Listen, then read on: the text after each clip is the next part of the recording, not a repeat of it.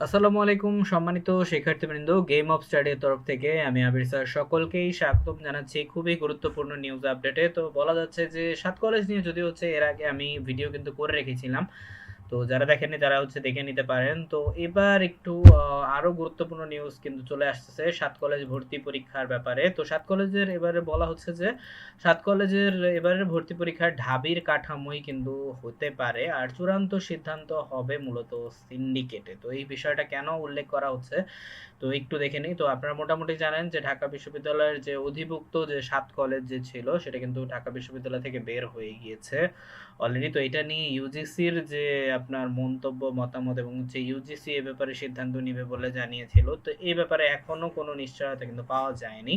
তো আমরা একটু দেখি প্রতিবেদনে কি বলা হচ্ছে যে রাজধানীর যে সরকারি সাত কলেজের 24-25 সেশনের ভর্তি পরীক্ষা ঢাকা বিশ্ববিদ্যালয় ঢাবির অধীনেই কিন্তু হবে, আর এর জন্য শিক্ষা মন্ত্রণালয় ও বিশ্ববিদ্যালয় মঞ্জুরি কমিশনের নির্দেশনায় বিশ্ববিদ্যালয়ের সামরিক কাঠামো থাকবে।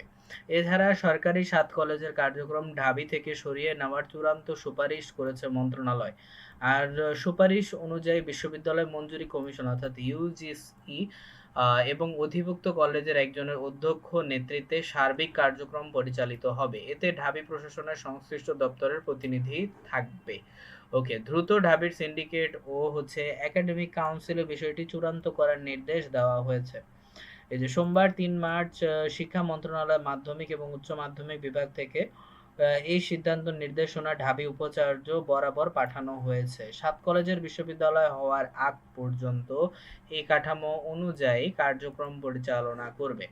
আর বিশ্ববিদ্যালয়ের একটি সূত্রে জানা গেছে সাত কলেজের এবারের ভর্তি পরীক্ষা নিয়ে একটি সিন্ডিকেট মিটিং হওয়ার কথা রয়েছে। একটি আচ্ছা, আজ মঙ্গলবার 4 মার্চ দুপুরে মিটিংয়ে চূড়ান্ত সিদ্ধান্ত নেওয়া হবে বলে জানা গেছে। আচ্ছা, অধ্যাপক এ কে ইলিয়াস বলেন 24-25 শিক্ষাবর্ষে ভর্তি পরীক্ষা কিভাবে হবে এটা নিয়ে চূড়ান্ত কোনো সিদ্ধান্ত নেওয়া হয়নি। প্রক্রিয়াটি চলমান রয়েছে। আমরা একটি চিঠি পেয়েছি। অন্তর্বর্তীকালীন প্রশাসনের অধীনে সাত কলেজের সব কার্যক্রম পরিচালিত হবে।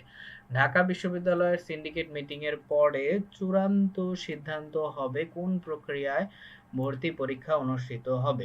ঢাকা বিশ্ববিদ্যালয়ের অধিভুক্ত 7টি কলেজে 24-25 সেশনের ভর্তি পরীক্ষার বিষয়ে জানতে চাইলে ইডেন কলেজের অধ্যাপক ডক্টর শামসুন নাহার বলেন, এখনো কোনো সিদ্ধান্ত হয়নি।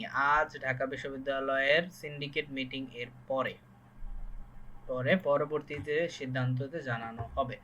তো আশা করি বুঝতে পেরেছেন। তো এখনো কিন্তু সিদ্ধান্ত কিন্তু হয়নি। তো খুবই গুরুত্বপূর্ণ ব্যাপার। তো ইনশাল্লাহ নিয়মিত আপডেট পেতে অবশ্যই আমাদের সাথেই থাকুন।